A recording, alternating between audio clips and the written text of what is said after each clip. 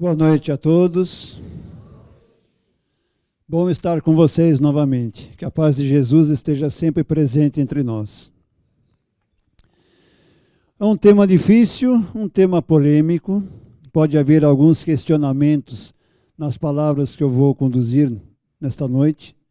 Pode haver até algumas más interpretações.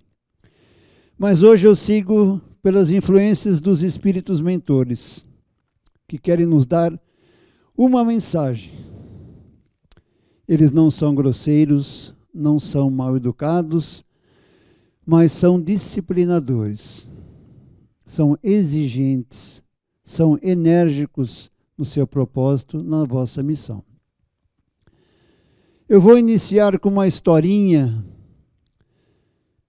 Ela não é fictícia, ela é real. E se chama O que o filho pensa do pai. Não necessariamente a figura masculina, mas vamos simbolizar desta forma. Vamos ilustrar com a figura do pai. E diz assim: aos 7 anos, ele pensa assim do pai: quando eu crescer, eu vou ser igual a você. Você é meu herói. Quando ele atinge 15 anos, ele já começa a ter alguns vacilos e diz: nossa, como meu pai é atrasado. Meu pai precisa ser um pouco mais moderno. Aos 25 anos ele já começa: nossa, acho que meu pai deve estar caducando. Ele não fala coisa com coisa. Aos 35 anos, a mesma criança.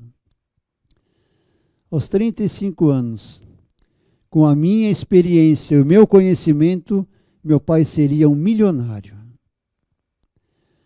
Aos 45 anos, ele pensa do pai: eu preciso de um conselho dele, mas eu não sei se ele está em condições de me dar. Ele está tão velhinho. Aos 55 anos, puxa, que pena que papai morreu.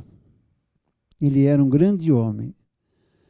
Aos 65 anos, meu pai era um homem perfeito. Era um sábio. Que reflexão que nós devemos tirar? Durante os nossos ciclos evolutivos, durante as nossas mudanças de idade, parece que nós estamos oscilando com o nosso sentimento com os nossos pais. Por quê? Quando eu fazia atendimento fraterno aqui na casa, tinha alguns jovens que passavam comigo e diziam assim: eu odeio a minha casa, eu não suporto meu pai, nossa, parece um quartel. Só falta bater continência, tem hora para sair, tem hora para chegar, tem hora para tomar banho, tem hora para voltar, tem hora para tudo. É cheio de regras e regulamentos. Que bom que a sua casa tem regras. Na minha também tem. Mas todas as regras podem ser maleáveis, podem ser dialogadas, podem ser negociadas. E minha mãe, então? Nossa, minha mãe não sabe o que fazer. Fica me questionando com quem estou saindo, para onde eu vou, quem é meus amigos, por que eu estou conversando. Eu odeio a minha mãe.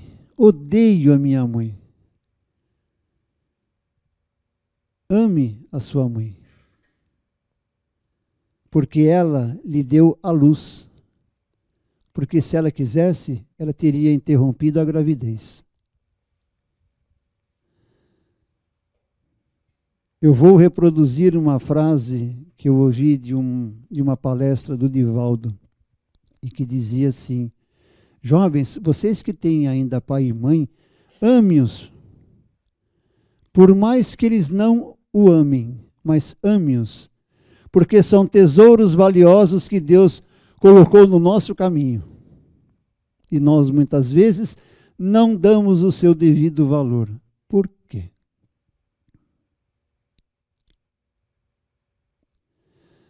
Então eu convido essas pessoas, muitas vezes revoltosas com seus pais, com suas mães, a ler o Evangelho segundo o Espiritismo, capítulo 14, itens de 1 a 4. Honra o vosso pai e a vossa mãe. Se está difícil entender essas palavras que estão contidas no Evangelho, pois então leia o 4º mandamento da lei de Deus. Honra o seu pai e a sua mãe. Não é você apenas amar, mas é uma compilar, é juntar o respeito com a obediência, que aí se faz o amor que você tem com os seus pais. Um ponto que eu queria destacar é que tem muitos jovens, nós mesmos, filhos, nós tomamos algumas decisões difíceis na nossa vida.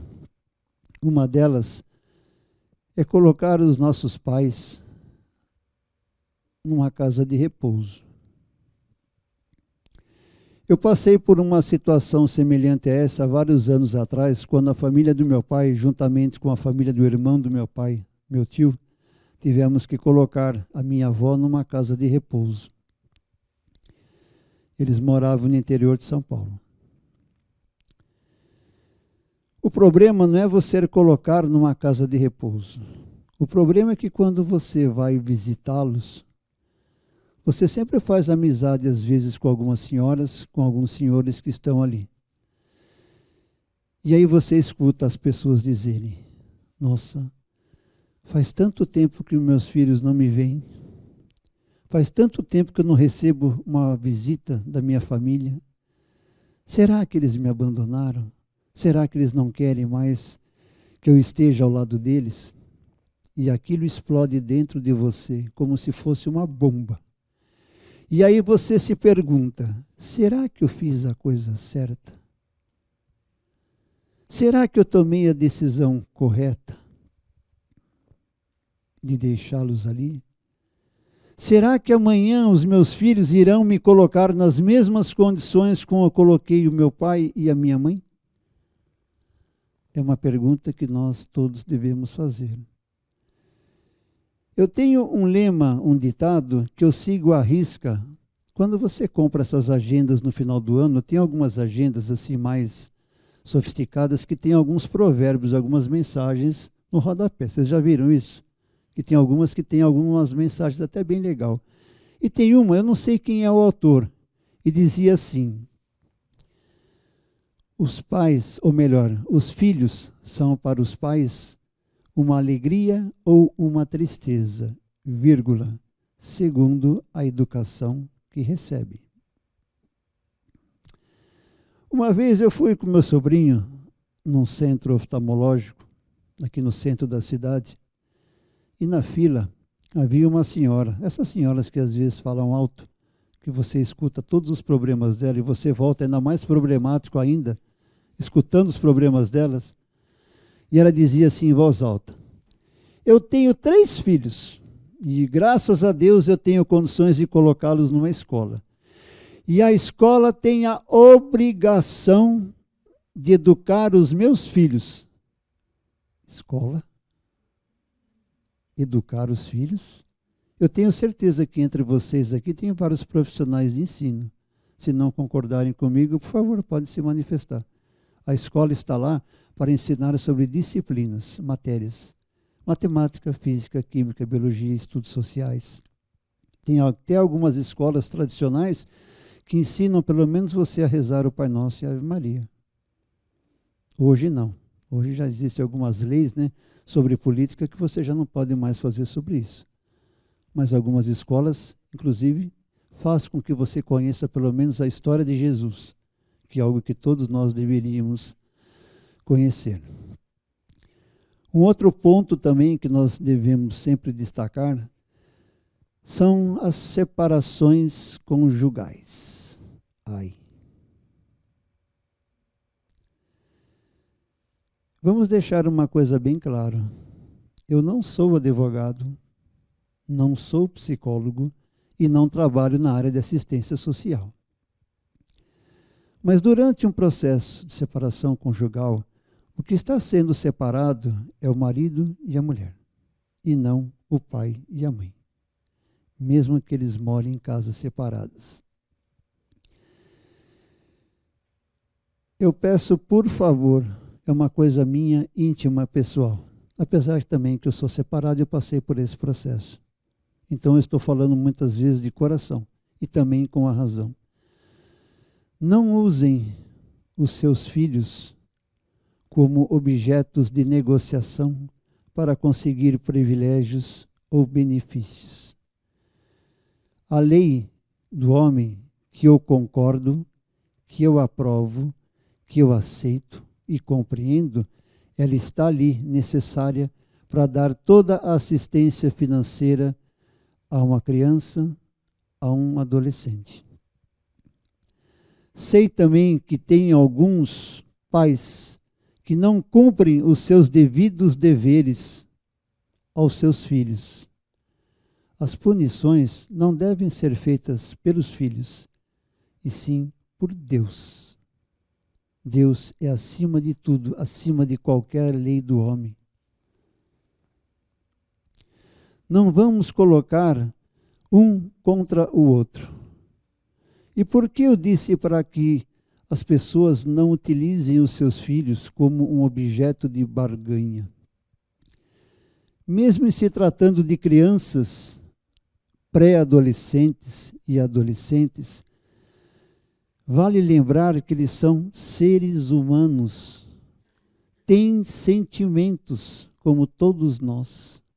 Talvez estejam aflitos, angustiados, desesperados, desorientados pelo fato de estar separando o pai e a mãe da mesma casa. E sabe-se que quando há uma separação, existem deveres e compromissos com os quais nós devemos aceitar e concordar, mesmo que a lei beneficie alguns e outros se sintam prejudicados. As leis do homem estão aí para ser cumpridas, mais ainda as leis de Deus.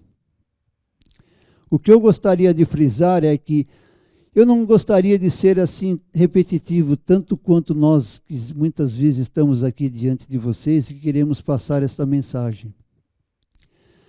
Toda atitude e todo comportamento que nós temos para com os nossos pais, para com os nossos filhos, sejam pais biológicos ou pais de criação, ou, na verdade, responsáveis por alguém,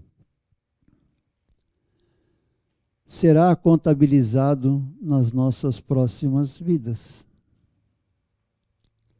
E aí eu escuto as pessoas dizerem assim: ah, Nelson, mas eu não vou me preocupar. Se eu não me lembro do que vai acontecer nessa vida, numa próxima vida, por que então que eu preciso fazer tanto esforço para melhorar a minha vida, as minhas condições físicas, as minhas condições psicológicas, materiais e espirituais? O que evolui é o espírito. Nos foi dado uma carcaça, um corpo, que nós muitas vezes fazemos bom ou mau uso deste corpo que nos foi dado. Então, nós devemos ter um pouco de cautela sobre aquilo que nós fazemos, sobre aquilo que nós falamos para as pessoas que estão ao nosso lado, sejam pais ou sejam filhos, porque isto acarretará em punições severas. E punição severa maior ainda é quando nós desrespeitamos os nossos pais e as nossas mães, mesmo que eles não nos amem. Devemos amá-los com toda a intensidade. Nós devemos sempre olhá-los com respeito, com carinho, com obediência. Uma outra coisa que eu gostaria de chamar a atenção, muitas vezes são os filhos que são ingratos. E por que eu falo sobre a ingratidão?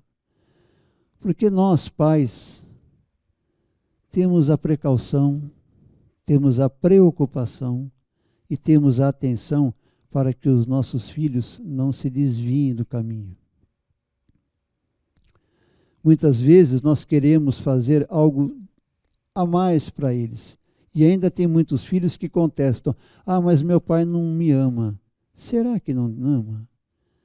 Será que às vezes não é uma forma silenciosa de demonstrar o amor que sente por você? Ah, mas ama mais a minha irmã, o meu irmão do que eu. Não, ele ama por igual, independente se você é mais velho ou se você é mais novo. Eu vou dizer umas coisas agora, umas palavras que talvez sejam tocantes para todos vocês, mas eu gostaria de fazer uma grande reflexão.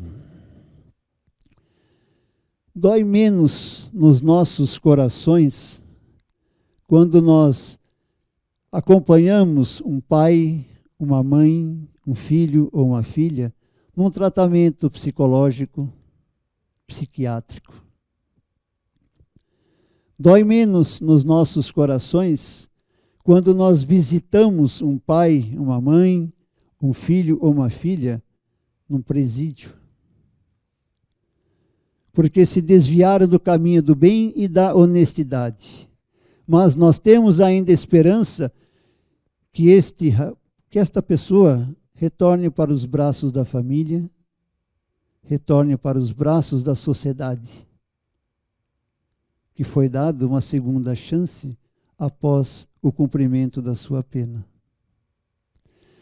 Dói menos nos nossos corações quando nós acompanhamos um pai ou uma mãe, ou um filho ou uma filha, quando nós encaminhamos para uma clínica contra as drogas, contra os vícios, sempre esperançosos que eles possam sair dali curados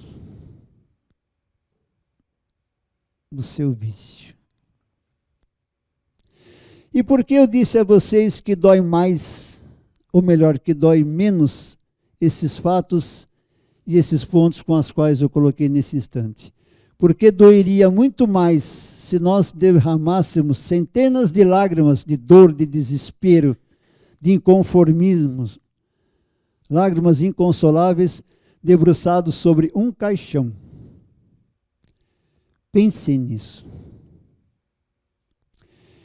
Eu estou aqui nessa casa há 12 anos, entre idas e vindas. E eu sou uma das testemunhas aqui desta casa, como inúmeras pessoas. Mas testemunha maior é a nossa dirigente, que conduz todo o modo operacional dessa casa.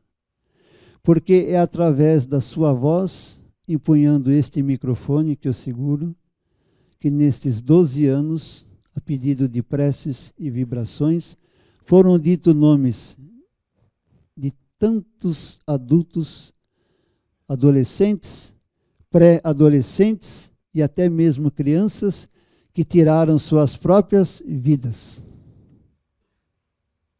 E tenho certeza que entre vocês aqui presentes, há algumas pessoas que talvez tenham passado por essa situação ou conhecem alguém que passou por essa situação. O que nós precisamos fazer é, tanto quanto os pais ou quanto os filhos, nós olharmos com um pouco mais de preocupação, que possamos olhar com um pouco mais de consideração em se tratando de seres humanos, e principalmente com um pouco mais de atenção.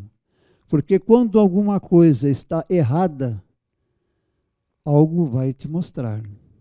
Vai dar algum indício de que alguma conduta não está correta. E é o momento que nós temos que agir. Porque a caridade apenas não se faz pelo amor, mas pelo respeito, pelo envolvimento. E quando nós temos todas essas dificuldades na vida, é quando a vida nos prova.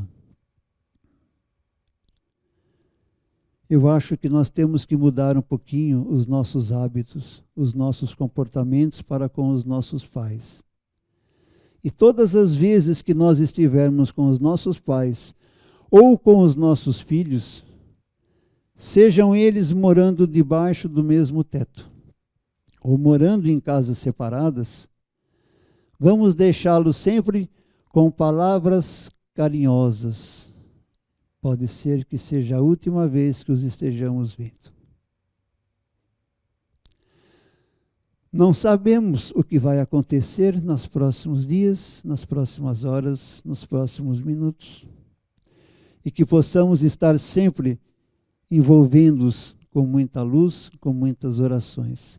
E fazer a eles o que fizeram para nós durante a nossa infância, durante a nossa pré-adolescência, até mesmo como nós sendo meros adultos. E peço a todos vocês que tenham um pouco mais de atenção para com os seus filhos, para com os seus pais, para que as nossas punições mais adiante não sejam tão desagradáveis como aquelas que nós já estamos passando. E um outro detalhe que eu gostaria, que eu estava esquecendo, a espiritualidade me alertou. Às vezes tem mães que têm filhos especiais. Às vezes, o próprio Espírito pede para Deus e para a espiritualidade, talvez uma última missão, uma última provação, para saber se realmente ela está apta a ingressar num mundo muito mais moderno, com muito mais luz, muito mais evoluído. Então, mães especiais para filhos especiais. E peço a Deus e a Jesus que ilumine todos os seus lares com muita luz, com muitas vibrações positivas, para que haja sempre dentro de cada lar a paz, a harmonia, o respeito, o diálogo e, sobretudo, o amor entre pais e filhos. Tenham todos uma ótima noite e muito obrigado.